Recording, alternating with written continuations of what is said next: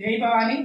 రాజశ్యామలాదేవి నవరాత్రుల్లో భాగంగా చివరి రోజు ఈ రోజు అమ్మవారికి పాలకాలికలు మహా నైవేద్యం సమర్పించిన వారు వరలక్ష్మి కుటుంబ సభ్యులు.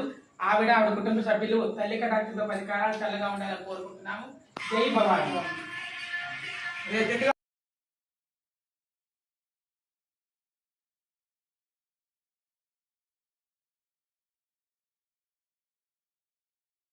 దుర్గాదేవిని అలంకారం చేసుకొని చిలక పట్టుకుని వాణి పట్టుకుని రాజశ్యామలాదేవిని దర్శించుకుంటే సకల పాపాలు, సకల బాధలు, రోగాలు, స్థల బాధలు, ఆరోగ్య బాధలు అన్ని మటమయమైపోతాయి తల్లి.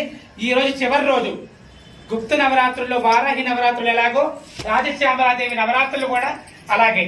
ఇవి చాలా మందికి తెలియవు. నవరాత్రి ఇక్కడ జరిగాయి. చివరి రోజు ఏ కోరుకున్నా గట్టిగా అనుకొని అన్ని కుదురుగా జరిగితే మరల వచ్చే సంవత్సరం రాజశ్యామల నవరాత్రులు మర్చిపోకుండా కొబ్బరికాయ కొడతని దండం పెట్టుకోండి అమ్మ.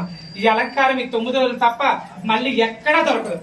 రాజశ్యామలాదేవి అలంకారం సరస్వతీదేవి వాక్కు సిద్ధిని మన బిడ్డలకి చదువుని అన్ని ఇచ్చే తల్లి. కాకపోతే దశమహావిద్యల్లో దేవి ఆ దేవి 9వది. ఈ రోజు 9వ నవరాత్రి. ఈ రోజు చివరి రోజు ఆ తల్లికి 2 నైవేద్యాలతో మొత్తేదులు పట్టుబట్టలతో 9 రోజులు ఇచ్చిన ప్రతి ఒక్క కుటుంబం కూడా చల్లగా ఉండాలి. చిలక పట్టుకున్న ఆ తల్లి మనం అనుకున్నది చిలక వాక్కులాగా చేతి పెట్టిద్ది.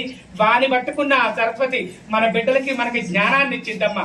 ఊకరంగా చూస్తున్న ఆ తల్లి చల్లటి చూపులు మన మీద పడాలని ఒక్కసారి అందరూ జై రాజశ్యామలాదేవికి, జై రాజశ్యామలాదేవికి, జై రాజశ్యామలాదేవికి, జై భవాని, జై భవాని, జై భవాని.